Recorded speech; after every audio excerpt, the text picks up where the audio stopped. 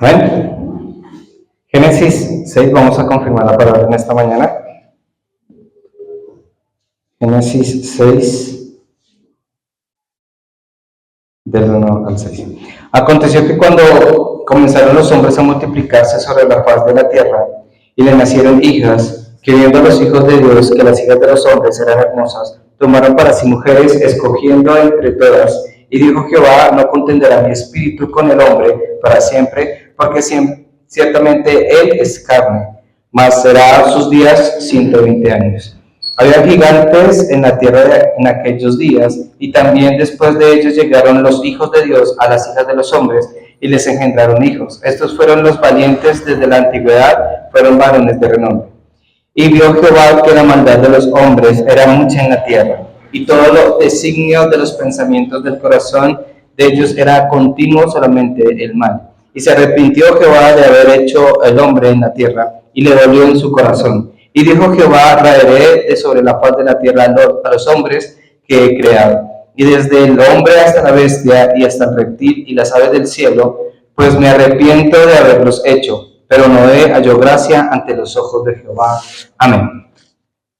Muy bien, hermanos. Hoy, dando continuidad al mensaje de ayer, entonces el título es La misión del evangelista.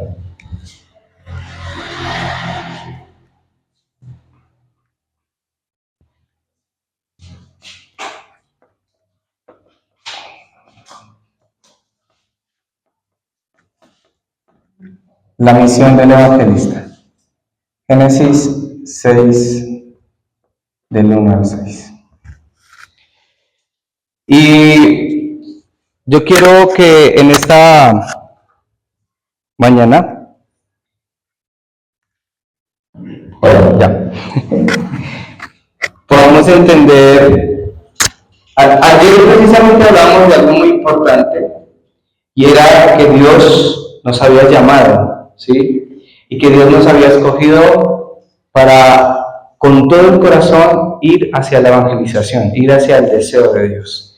Y eso es algo muy, muy importante que nosotros hoy debemos entender y comprender. Esto que les estaba hablando ha sido tarea durante este año en mi vida. Es decir, que cada uno de nosotros ahora estemos bajo el deseo y bajo el plan de Dios.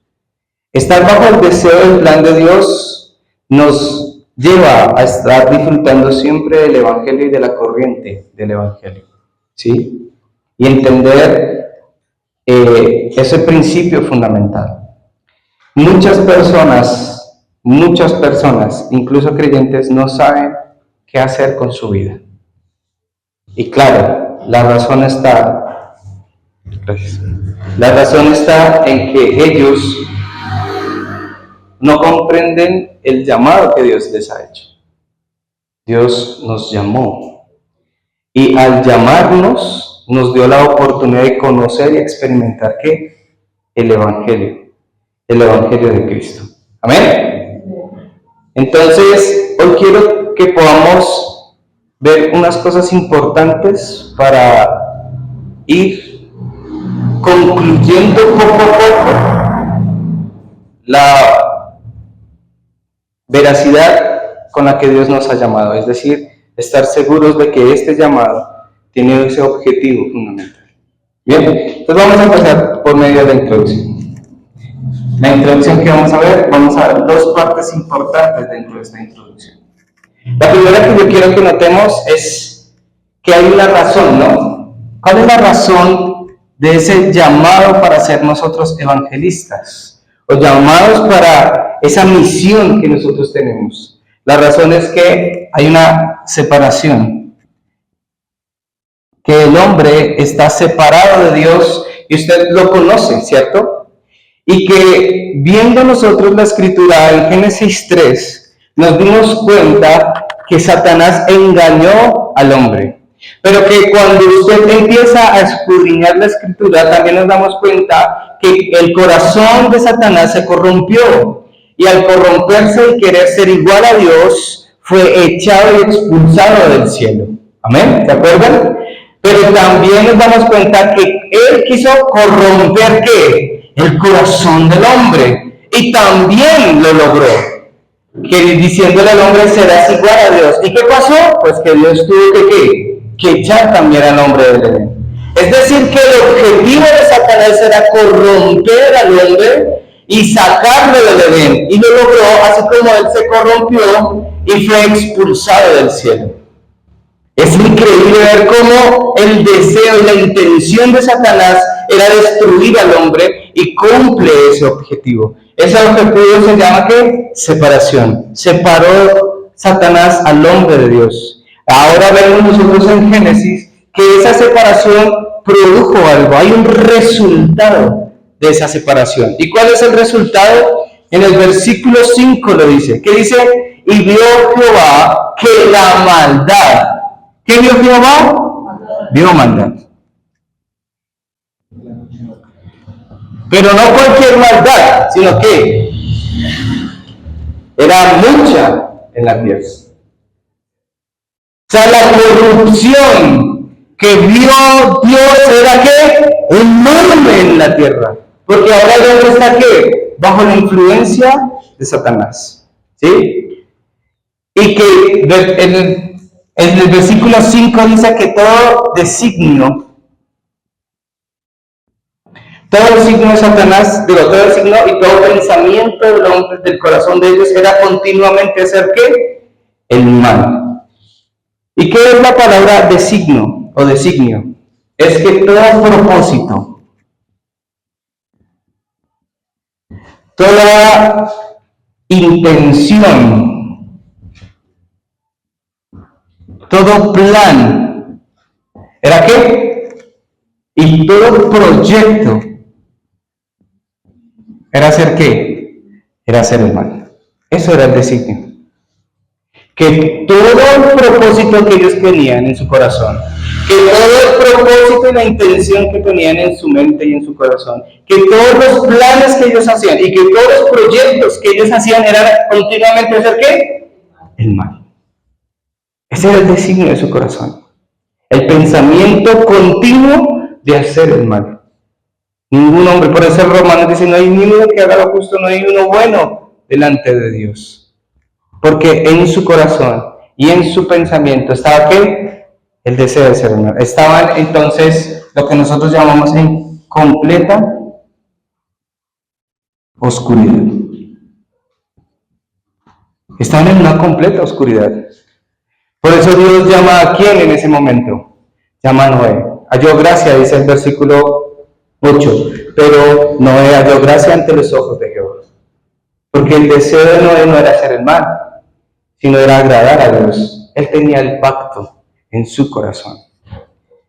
Yo tengo que entender que este es el corazón del hombre todos los días. Todo lo que el hombre proyecta, planea, tiene intención, propósito, es hacer el mal. Y nosotros lo vemos en nuestra sociedad. No tenemos que irnos muy lejos, ¿no? Pero nosotros damos cuenta afuera. Incluso esto permea mucho a las iglesias. Las intenciones de las personas, el deseo de las personas. Ayer hablaba del interés y del deseo. ¿Cuál es su mayor interés? ¿Cuál es su mayor deseo? Porque el mayor interés y el mayor deseo del hombre separado es hacer el mal. No hay nada. No hay nada. En el colegio, la semana que pasó, estábamos enseñándole a los jóvenes precisamente sacamos un tema de una canción de Rubén Blades que habla de 3 decisiones, se llama la canción, y hay 3 puestas en escena, ¿no? Una de que la primera escena es, se me olvidó la primera escena. En una clase de geografía la chica, ¿sí?, queda embarazada, ¿sí?, y no sabe qué hacer, y el novio en la casa está preocupado porque pues no sabe cómo responder, ¿sí? Y en la otra era, hay un vecino que le coquetea a una vecina y él está casado, ¿sí? Y la última era un borracho, coge un carro y sale y estrella más de medio mundo. Y uno se da cuenta que ahí está ¿qué? La maldad del hombre. Entonces, a veces, porque Y propósitos, intenciones y planes y proyectos que el hombre solamente quiere hacer ¿qué? El man está en completa oscuridad. Él no sabe qué es lo que hace. Pero Satanás sí sabe lo que él está haciendo. Entonces nosotros fuimos liberados de este designio. De que aunque usted dice, no, pero yo quiero hacer las cosas bien.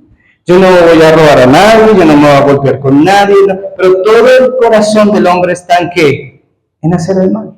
Es imposible que alguien diga, yo voy a hacer algo bueno. Porque ese es el corazón separado de Dios. Ahora, Dios nos ha librado. ¿Cuántos creen que Dios nos sacó de aquí? Amén. Dios nos sacó de este lugar. Usted no puede vivir acá. Es imposible. Porque es vivir completamente ¿en qué? En oscuridad. Es imposible que un hijo de Dios, teniendo al Espíritu de Dios en su vida, tenga este tipo de cosas. No puede. Pero hay personas que lo logran. ¿Por qué?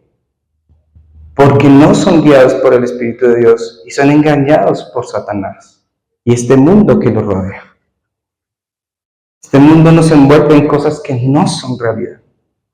¿Amén? Entonces nosotros fuimos liberados. Esa es la razón por la cual yo decía, si nosotros vamos a aceptar la misión del evangelista, debo entender qué es lo que hay allá afuera.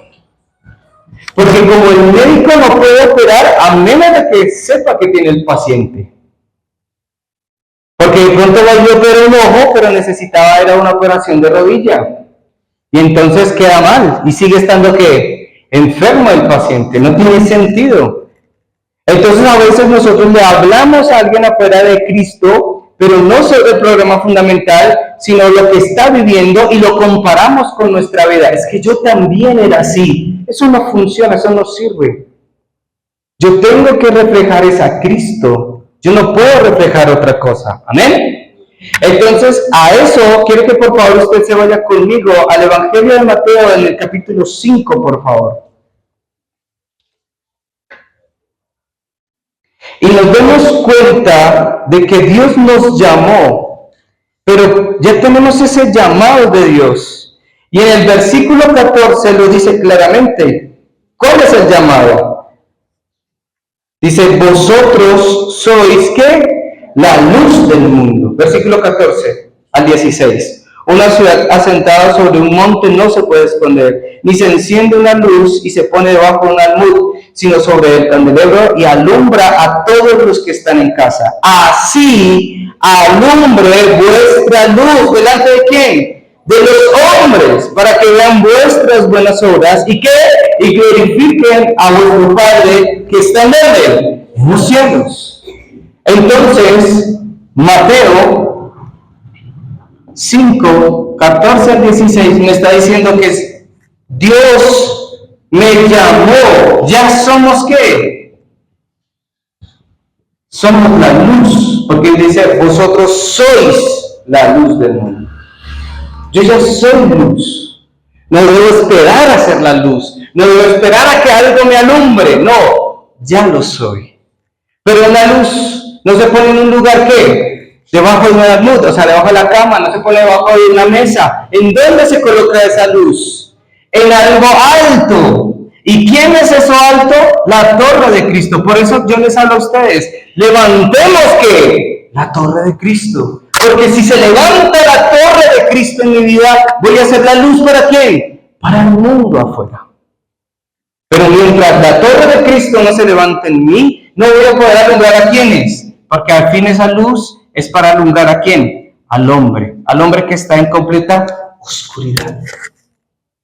Dice, así, en el versículo 16, así alumbre vuestra luz, ¿delante de quién? De los hombres. Para que glorifiquen a Dios con nuestras buenas obras. Es decir, que cuando yo doy esa luz a la humanidad va a seguir esa luz. Va a seguir la luz de Cristo. Pero mientras yo no sea luz, entonces realmente el hombre seguirá ¿en qué? En completa oscuridad. Hay dos clases de luz. Hay dos clases de luz. Hay una luz artificial y hay una luz natural. Cuando usted pone una planta, necesita luz ¿qué? Luz natural. Por más bombillo que usted le ponga, por más lámpara potente que le ponga, no va a ser igual a ¿qué? A la luz del sol.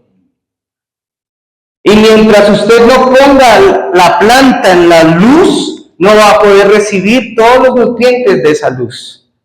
No va a poder crecer, no va a poder hacer la fotosíntesis, no va a poder hacer la regulación de todos los minerales que ella absorbe. Es decir, que la planta poco a poco, ¿qué va a pasar?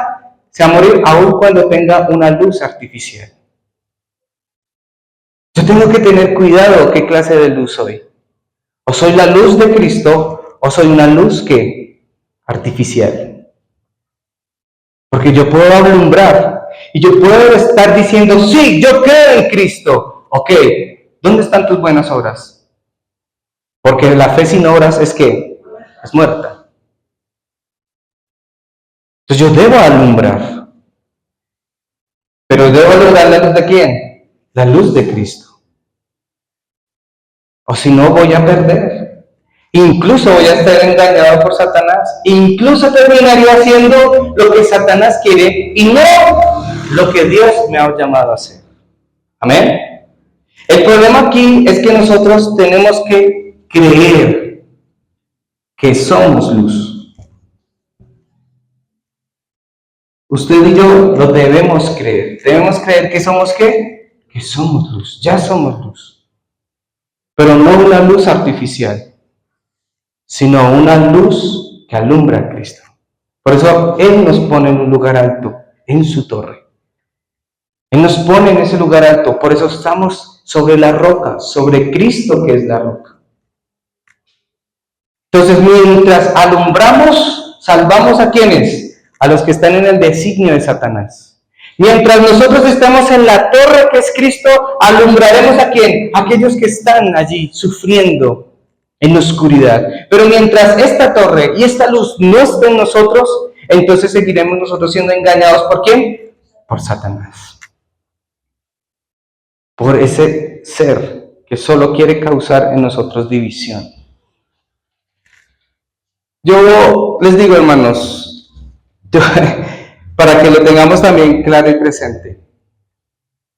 Cuando yo organizo el mensaje del Pastor Riu entre semana. ¿Listo? Para que usted se dé cuenta que yo no le estoy hablando a usted, sino de lo que yo estoy recibiendo de la corriente del Evangelio. No porque yo me vea y diga, ay, usted está así, usted está así, entonces me siento a ver, ¿qué le voy a dar a usted el día de hoy? Porque usted está en cierta situación. No. Es porque yo voy con lo que el Pastor Riu predicó el domingo pasado. Y él está predicando de la misión celestial, del llamado que Dios nos ha hecho. Amén. Y si nos desconcentramos, perdemos la misión. Y hoy le voy a dar un ejemplo. Así que prepara ese lápiz y esa hoja porque citas es lo que va a tener hoy. Amén. Y el ejemplo que voy a tomar de aquel que hizo la misión de Dios como evangelista fue el rey David. Y vamos a ir con este rey, con este personaje vamos a descubrir lo que Dios ha hecho en la vida de él. Amén. Porque muchas cosas de nosotros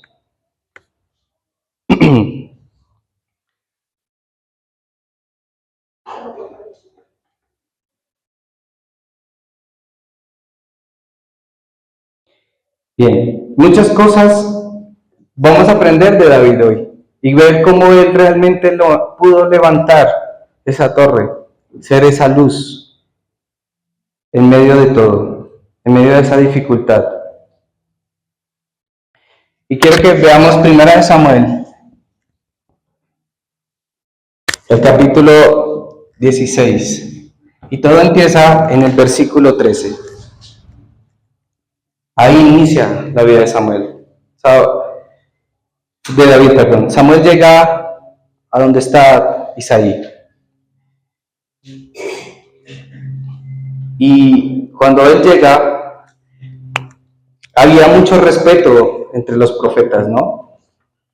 Cuando un profeta llegaba a algún lugar, sentían algunos pánico, porque cuando llegaban decían, por eso cuando llegó Samuel a la región donde vivía Saí, el pueblo salió y le preguntaron, ¿vienes bien de parte del Señor? ¿Todo está bien? ¿Sí? ¿Todo tranquilo? Y dice, sí, tranquilos, vengo a hacer sacrificio, no se preocupen. Y todos, ¿sí? Y eso pasa muchas veces. Entonces, ayer, algo que yo les decía, no escuchen lo que yo les digo hoy. Porque si ustedes me escuchan a mí, van a decir, ay, Alex no sabe qué es lo que a mí me pasa. Entonces, por eso él habla cosas que no entienden. No me escuchen a mí. Porque si usted sigue escuchándome a mí, va a seguir siendo engañado por Satanás. Escuche lo que Dios hoy le está diciendo. Escuche lo que Dios quiere decirle hoy a su vida, para que vea cómo Dios va a utilizar su vida. Amén. En el versículo 13 dice, y Samuel tomó el cuerno de aceite y lo ungió en medio de sus hermanos. Y desde aquel día en adelante, el espíritu ¿de quién? De Jehová vino sobre David. Y se levantó luego Samuel y volvió a Ramá. Todo inicia en ¿dónde? En nuestra vida espiritual. Con la llegada del Espíritu Santo a nuestra vida. Ahí inicia nuestra vida. Nuestra vida llega o nace cuando el Espíritu de Dios que llega a nuestra vida. Recuerda que estábamos acá en oscuridad. Estábamos acá sufriendo. Estábamos aquí muertos en nuestros delitos y pecados. Pero cuando recibí a Cristo, ¿vino quién? El Espíritu de Dios vino a mí. ¿Se tiene ahora a quién? Al Espíritu Santo. Entonces, oiga lo que el Espíritu Santo le está hablando en esta mañana. Amén. Óigalo. Porque es el Espíritu Santo quien lo está guiando. No soy yo. Yo también me tengo que dejar guiar. ¿Por quién? Por el Espíritu Santo. Todos fuimos llenos del Espíritu Santo. El apóstol Juan dice, vosotros tenéis la unción del Santo. Es decir, la unción no quiere decir algo sobrenatural, poderoso, místico, no. Tenemos ¿a quién? Al Espíritu Santo en nuestra vida. ¿Cuánto creen? Recuerden que debemos creer, porque el que cree, todo le es ¿qué? Posible. Yo debo creer en ello. El Espíritu Santo vive y mora en mí. Y cuando yo lo entiendo, es ahí cuando muchas cosas. Porque cuando usted lee el versículo 14 de ese mismo pasaje, dice, el Espíritu de Jehová se apartó de Saúl y le atormentaba un espíritu malo de parte de Jehová. Es decir, que los que no tienen al Espíritu Santo son ¿qué? Atormentados por demonios. Es uno o lo otro. No lo digo yo. ¿Lo dice quién? La palabra del Señor. Las personas que no tienen al Espíritu Santo, entonces, ¿qué es lo que tienen? Espíritus que los atormentan. Espíritus que los llevan a la depresión, espíritus que los llevan ¿a qué? Al suicidio. Espíritus que los envuelven en el alcoholismo, en las adicciones, en cualquier cosa. ¿Por qué? Porque están bajo el control de Satanás. Pero los que tenemos al Espíritu de Dios hemos sido libres. Porque dice la palabra de Dios, donde está el Espíritu de Dios, ¿hay qué? Libertad. ¿Dónde está el Espíritu de Dios? En mi corazón. Por eso hay qué? Amén. Quiero que usted entienda esa particularidad. Porque le aseguro que nadie ha hablado del Espíritu Santo como se lo estoy diciendo hoy.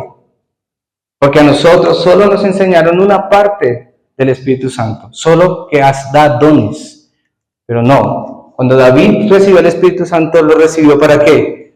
Para que fuera el rey de Israel. ¿Pero lo fue de una vez? No lo fue de una vez. Entonces empezó un montón de cosas en su vida. Quiero que ella entienda. Yo le voy a poner las citas, espero que usted las vaya, ¿sí?, teniendo en cuenta. Las lea durante la semana. ¿Amén? Después de que David recibe la unción, todo el mundo sabe que él es ¿qué? El nuevo rey de Israel. ¿Todo el mundo está contento? Quizás dirán, pero este niño, ¿qué puede ser rey? Nunca desprecie ni sus hijos, porque puede ser que él termine siendo su próximo gobernante, ¿sí sabe? Porque Isaí no tenía ni idea que David iba a ser ¿qué? Su rey, y que iba a estar al control de él. Entonces yo no puedo desechar a ningún niño que está en el aposento Kids, porque no sé quién vaya a ser en un futuro. Porque ahí está seguro un político, un empresario, un funcionario, alguien importante, así como David, que oculto entre las ovejas de su papá, fue llamado a ser ¿qué? Rey de Israel. David estaba pastoreando. Pero eso es la cosa que yo quiero que usted entienda. David no estaba pereceando, allá haciendo, ¿sí? Yoga, nada. ¿Estaba qué?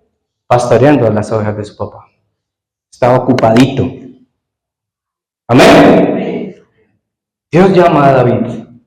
Y me gusta ese llamado. Es un llamado particular. No es igual a todos los llamados.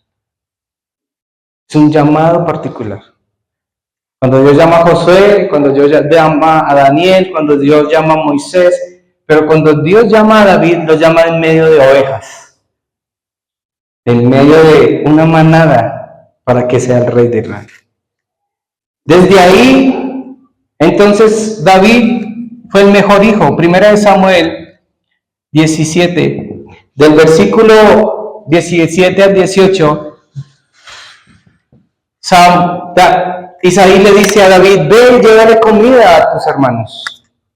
Llévale comida y mira a ver cómo están tus hermanos. Es el mejor hijo. Porque él dice, sí papá, voy a ir. Pero usted sabe dónde estaban los hijos de Isaí en ese momento. Estaban en la guerra. ¿Qué hubiera dicho David? No, pues miren a ver cómo se salvan. Miren a ver qué comen. Pero David dice, no, yo voy. Fue el mejor hijo. Y yo le pregunto, ¿usted es el mejor hijo? ¿Amén? Porque David lo fue el mejor hijo.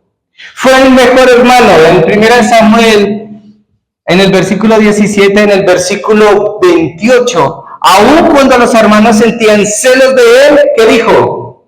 Aquí les traigo lo que mi padre les ha enviado. ¿Y qué decían los hermanos de él? Les sentían rabia, les sentían envidia. Decían, has venido aquí. ¿Por qué? Porque ellos sabían que David ahora era ¿qué? El nuevo rey de Israel. Ah, ya te crees, ya te creciste, ¿no? Ya vienes a mirar. A ver cómo nos puedes humillar, cómo nos puedes maltratar. Pero David solo venía ¿qué? A traerles la comida que el papá le había enviado. Hay que ser buenos hijos, hay que ser buenos hermanos.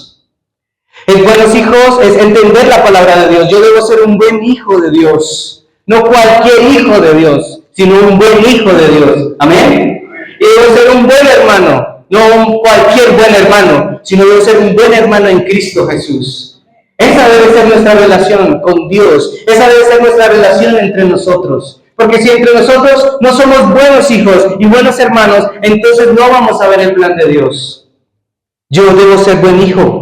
Un buen hijo de Dios. Debo ser un buen hermano, un gran hermano dentro de Cristo. Amén. Yo no puedo ver al otro con desprecio. Yo no puedo ver al otro como a los hermanos de David vieron a él. Lo vieron a él. Yo no lo puedo.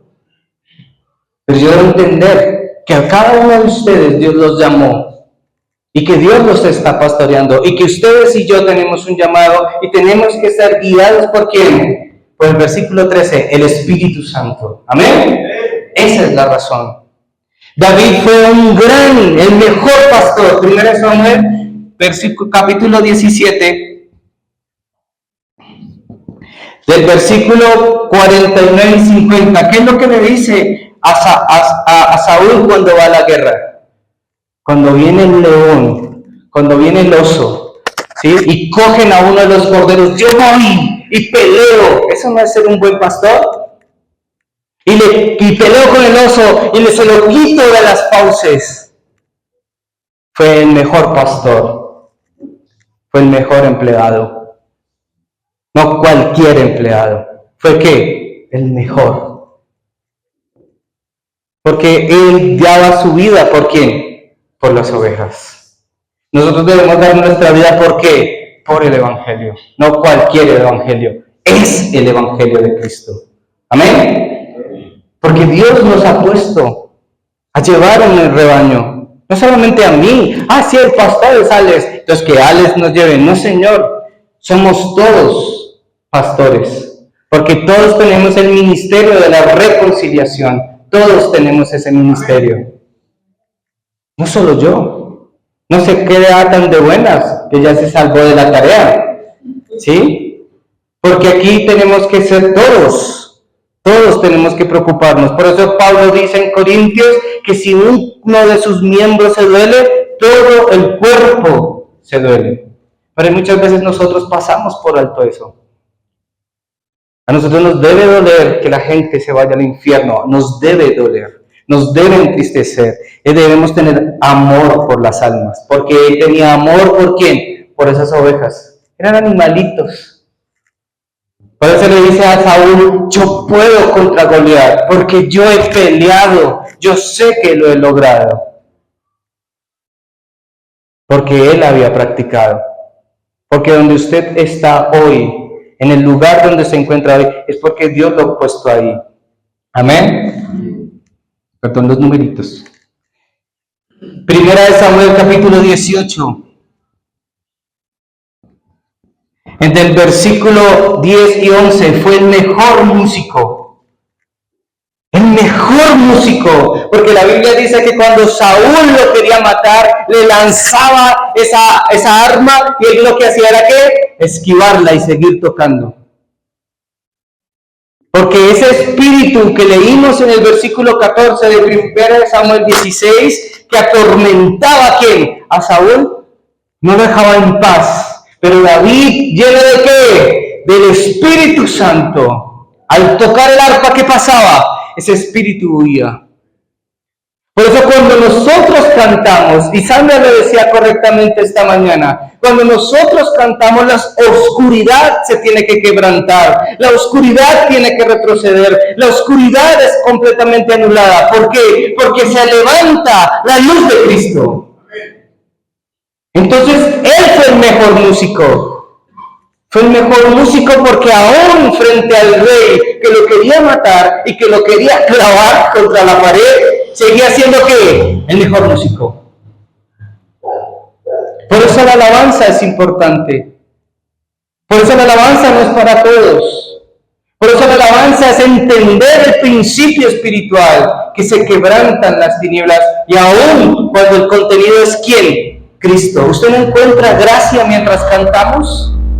Miren lo que cantamos hoy. Celebra victorioso el triunfo de Cristo. ¿Dónde está el triunfo de Cristo? En usted. ¿Dónde está, aguijón? ¿Dónde está tu...? Sí, la canción decía eso, ¿no? ¿Dónde está muerte tu aguijón? ¿Dónde? Cristo está en mí. Él que resucitó. ¿Sí? Digno es el Señor. ¿A quién estamos dando honor en esta mañana?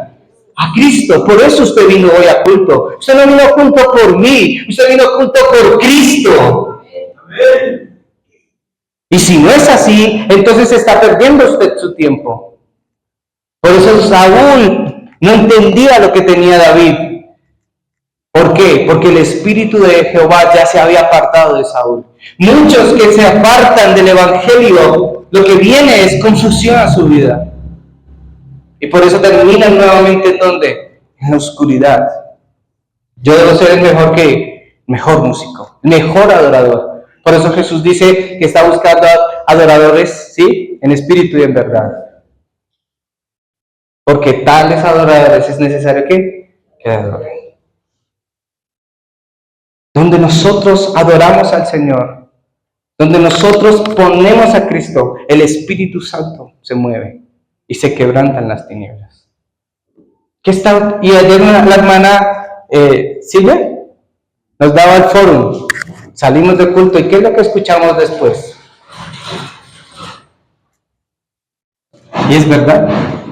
Y no es por ser legalista, no es por ser religioso, Es porque nuestra vida de fe ha cambiado. Somos luz. ¿A quiénes? A los hombres que están en oscuridad.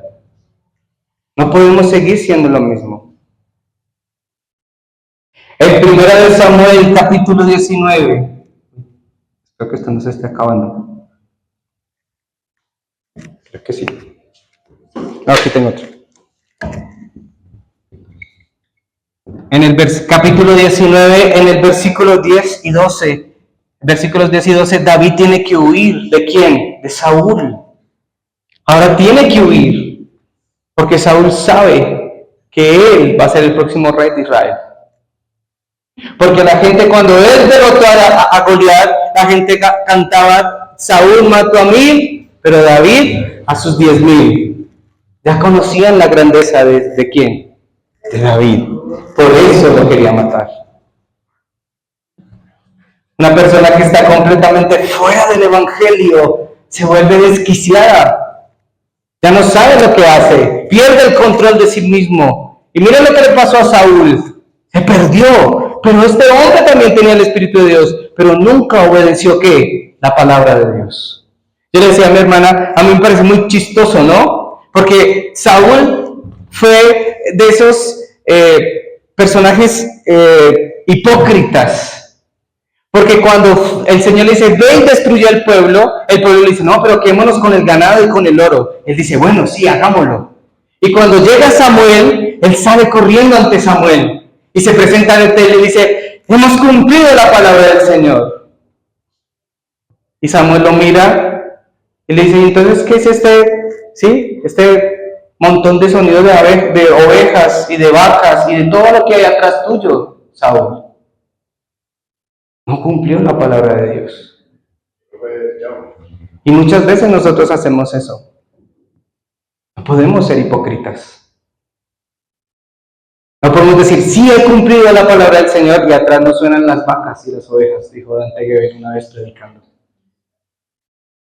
Porque mientras griten más fuerte las vacas y las ovejas, usted no está cumpliendo la palabra del Señor. Usted está haciendo su voluntad. Por eso fue desechado Saúl. ¿Amén? Amén. Entonces ahí, en el versículo 19, él huye, porque Saúl ya está desquiciado. Saúl perdió la cabeza. Saúl no sabe qué hacer, porque él ya fue eliminado como rey de Israel. En 1 Samuel 24 y 1 Samuel 26, voy a ponerlos acá.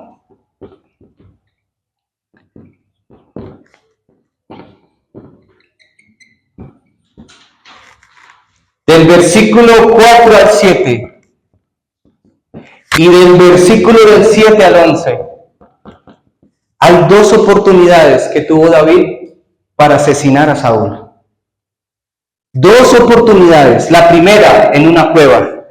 Dice la Escritura que cuando Saúl entró a una cueva a hacer sus necesidades, Saúl estaba en esa cueva. Yo admiro a David porque tuvo que haber aguantado bastante olor adentro. Porque dice que él se acercó sigilosamente y cortó un pedazo del manto del rey. Y después de que Saúl salió detrás ¿quién? David. Y le dice: si hubiera querido hacerte daño, lo hubiera hecho. Y la segunda era en un campamento. Todo el mundo se quedó dormido, hasta los guardas que estaban al cuidado de Saúl. Y llegó David. Y él hubiera dicho: es mi oportunidad. Aquí en esta es mi oportunidad. No, hermano, no todas las oportunidades son de parte del Señor. Porque él decía: yo no puedo quitarle la vida ¿a quién? Al ungido de Jehová. Porque David aún en su corazón lo consideraba ¿qué? El rey de Israel. No todas son oportunidades. ¿Qué hubiera pasado si él hubiera hecho eso en estos dos lugares? Pues la primera y la segunda. Dios lo hubiera desechado como rey de Israel.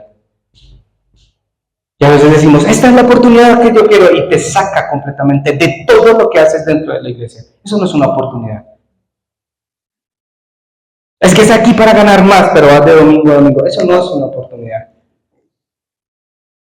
Eso no es lo que Dios quiere. Porque Dios no negocia su domingo con nadie. Y nosotros no podemos negociar el domingo. Pero muchos lo hacen. Es la oportunidad que yo estaba esperando. Tal vez no es la oportunidad. Y cuando tomas esa oportunidad, entonces ya no ves el plan de Dios, sino entras en ese sistema de sufrimiento, haciendo tu propio proyecto, tu propio plan, tu propio designio, y no el plan de Dios. ¿Amén? En segunda de Samuel, capítulo 12. Yo le dije que era nada, versículo. En el capítulo 12, del 1 al 14, David es confrontado por el profeta Natán por haberse acostado con Betsabé. Es decir, hermanos, que aún cuando nosotros vivimos bajo el plan de Dios, no quiere decir que cuando cometamos un error no venga la corrección de Dios. Al contrario, Dios nos va a corregir. Porque Natán corrige a David por haberse acostado con Betsabé. Y en 2 de Samuel capítulo 24, el Señor tiene que ahora otra vez disciplinar ¿a quién? A David, porque ahora él hace un censo pensando que todo lo que tiene es por su fuerza y su poder, cuando todo lo que adquirió fue porque Dios estaba con él. Amén. ¿Cuántas veces nos pasa? ¿Cuántas veces nos equivocamos y Dios nos corrige y nos peleamos con él? ¿O cuántas veces nuestro corazón se enorgullece? Es que todo lo que tengo, y no, recuerda que todo lo que tienes es por la mano de Dios, no por lo que tú eres, no por lo gran talentoso que eres para hablar, para tocar el piano, para cantar, para estar en un colegio. Todo lo que yo soy, se lo debo a Él. Todo lo que es usted, se lo da a ¿quién? A Dios. Y Dios te va a corregir. Y Dios te va a mandar a alguien. Y Dios, y Natán, yo siempre me imagino a Natán temblando. Y ahora, ¿cómo le digo yo al rey? Que se acostó con una mujer prohibida, que mandó a matar al marido y que ahora, mejor dicho, hizo y deshizo el rey de Israel.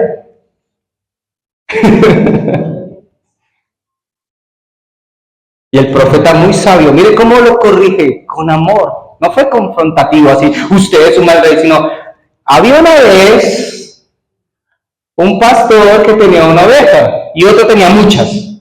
Y el que tenía muchas cogía la única que tenía el otro y se la comió.